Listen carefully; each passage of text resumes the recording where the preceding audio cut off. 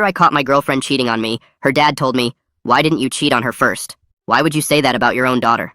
I was sitting in Thomas's living room explaining to him why I was breaking up with Amelie. I showed him the screenshots of his daughter talking to another guy, but he clearly knew something that I didn't.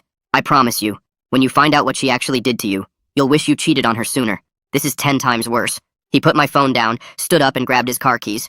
He was a big guy who worked construction and still looked intimidating at 55.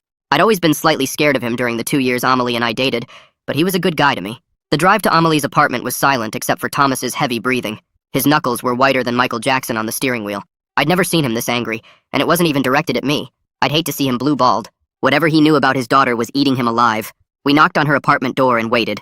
I heard male voices inside, which made my stomach turn. The door opened, but it wasn't Amelie. Some shirtless guy I'd never seen before stood there looking confused. Thomas didn't hesitate. He shoulder-checked the door so hard and slammed it against the wall. Inside was worse than I imagined. 3 more guys were chilling on the couch eating cherries in their underwear. A 64-pack of rubbers sat on the coffee table like some twisted centerpiece. Empty beer bottles covered every surface. "Where is she?" Thomas's voice boomed through the apartment. The guys scrambled to grab their clothes. One tried to explain they were just hanging out, but Thomas wasn't buying it. He marched down the hallway toward Amelie's bedroom while I stood frozen by the door.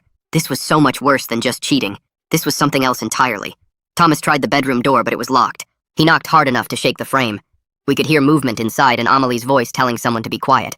Without warning, Thomas stepped back and kicked the door. The cheap wood splintered and the door flew open. Amelie was sitting on her bed with ring lights and a phone tripod set up. She was wearing lingerie I'd bought her for Valentine's Day.